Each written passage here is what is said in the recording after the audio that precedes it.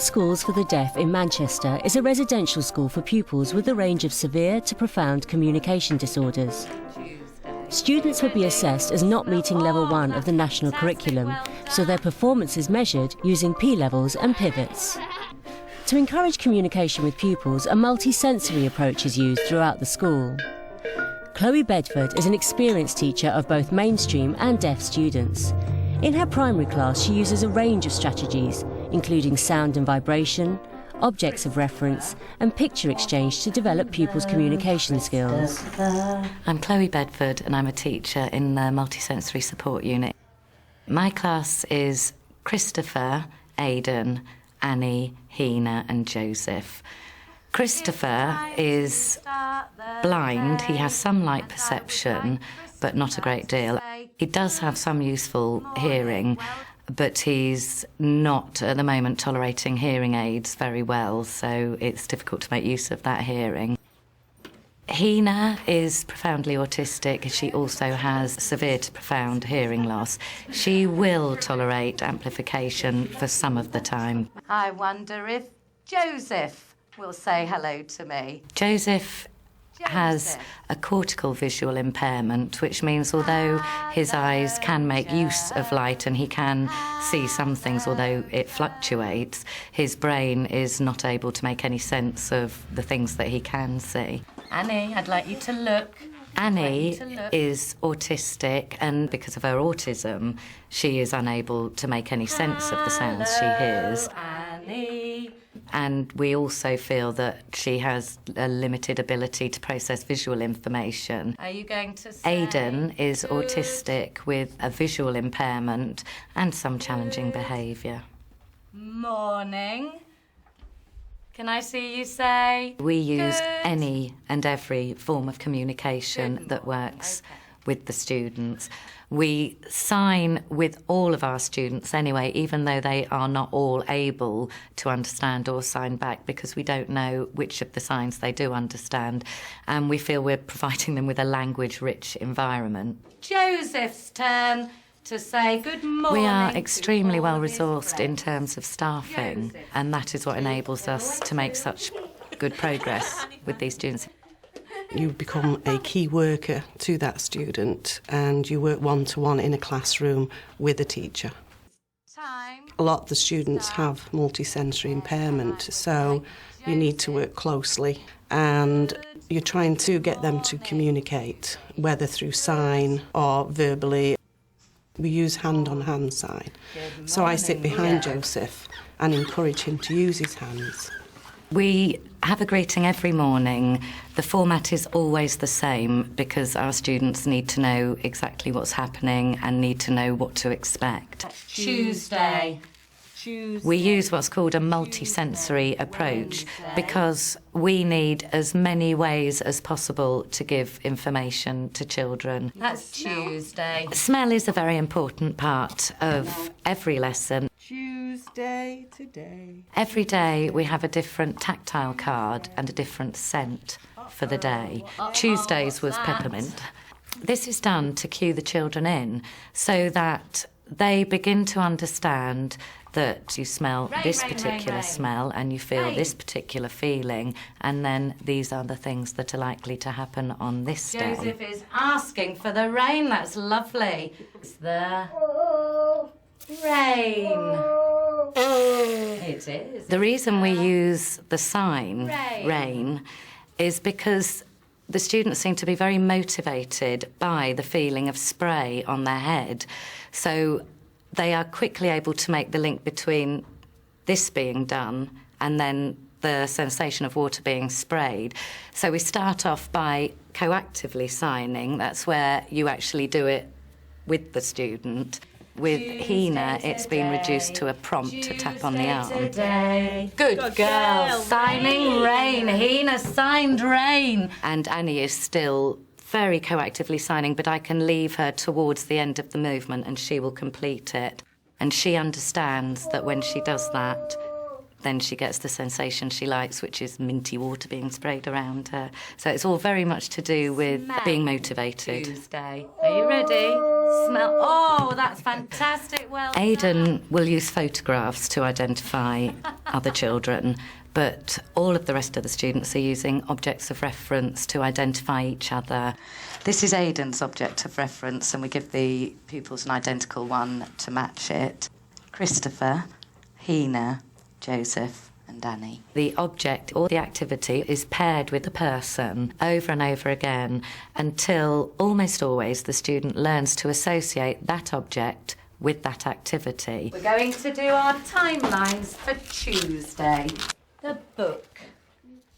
Once you're there, you can then use the objects on a timeline, so you're able to communicate to the student what they will be doing today. Pick up your book. Well done. And put it on the timeline, Annie. Drink. Drink. Good boy. They can look at the timeline and see how many things there are left today, if there's a lot or a few. And we can give them, for example, their spoon to tell them that now it's time to go to dinner. Christopher and Joseph, who do have visual impairments, will use objects of reference as their main term of reference. Dinner time! Dinner time! Dinner. Well done. Dinner. To get him to sign, especially things like dinner, that's a good, reinforcement, because if he can sign dinner, then he can tell us that he's hungry. And if he can tell us that he's hungry, then we can move on with that. And he's got to understand that sign means something. Joseph is learning the names of things. He's got very, very good tactile exploration, so we're not focusing as much on that. And Annie is holding things and feeling things, and maintaining eye contact is what we're working on quite a lot with Annie. And again, matching tactile cards. You would like dinner, but we were waiting. For Annie and Hina, who can see, but because of their autism, they can't process what they see accurately, and we don't know how much sense they make of the visual world. We use objects of reference with them as well as sight. Yes, please. Each student has a set of individual objectives for every session. Pick it up. For Christopher, it is to learn the signs of the names of the objects we use and to seek objects. Pick up. He has been very reluctant to explore things with his hands, and obviously his first sense is going to be tactile, and he is going to need to look for things and explore them.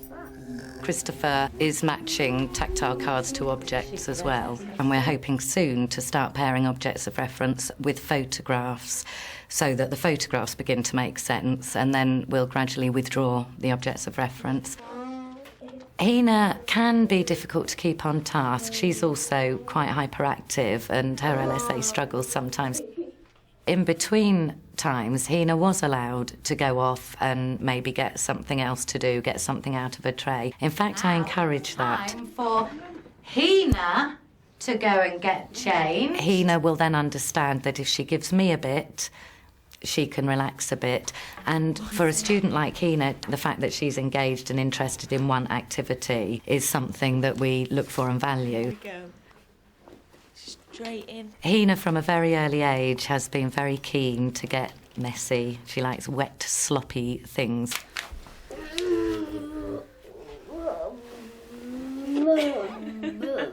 Another problem is that because Hina will only tolerate pureed food, and pureed food is nice and sloppy, we were finding at dinner times that her hands were going into the food and the food was going right across the room, and not much of it was getting into Hina.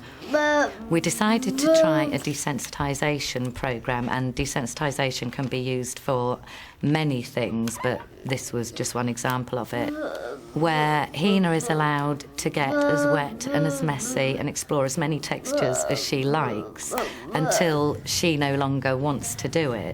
And we have found that if she is allowed to completely indulge her attraction for wet and sloppy things, that she is then not as quick to do it at times when it isn't appropriate. And we worried initially that it might encourage her, but we have found that stopping her from doing it makes her more frantic, and she will find something sooner or later.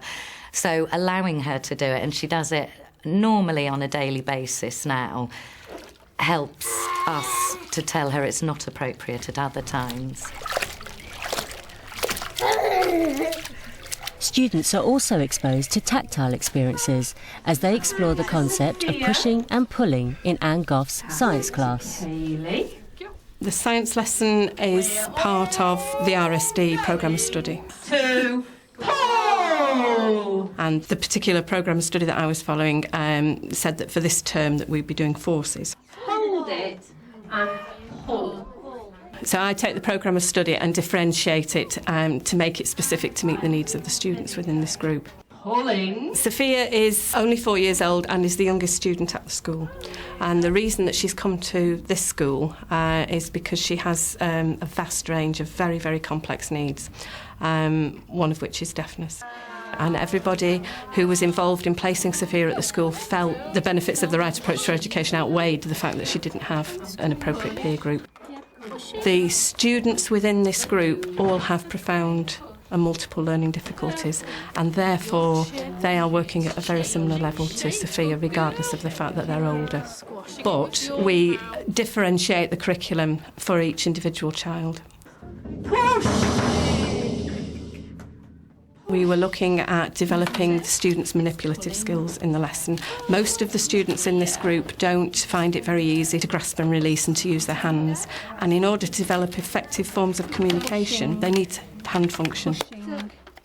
Most of our students haven't developed that skill. Therefore, they're not particularly motivated by objects and not motivated by communicating about them because they don't explore them. So one of the things that we're teaching is exploration. All the movements that you see with Sophia are not intentional. If something's on her and it's annoying her, we want her to understand that she can use her hands in order to remove that item.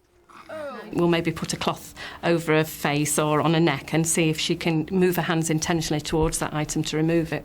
And that links in with the science lesson in that we're putting things around her, asking her to hold them, pull them, move them, feel the movements of them. Oh, you like it. And I will set the same objectives for that lesson for perhaps 6 weeks, perhaps 6 months. The learning support assistant will record in great detail what's happened in that lesson. I will then look at that to see if consistently within a repetitive session we've had the same response.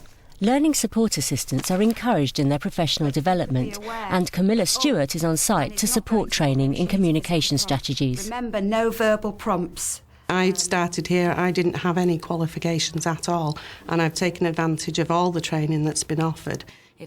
I've done visual impairment courses, sign language courses, NVQ, and find professional development really important. If you physically prompt, it means you can withdraw the prompts gradually, and that's why we're going through the PECS training with the students. PECS, Picture Exchange Communication System, is a way of giving students the opportunity to ask for things. You've seen them coming to give us pictures, and this is what it's all about. Well done, Annie. A drink. Your confidence is much better because you have an idea of what you're doing. Grape, well done. Right, lovely. Well done, Sue. We differentiate the curriculum as imaginatively as we possibly can. The reason we're doing a poem this term is because that's what's on the programme of study. I'm trying to get across something of the nature of poetry and them being an audience rather than them being the centre of attention.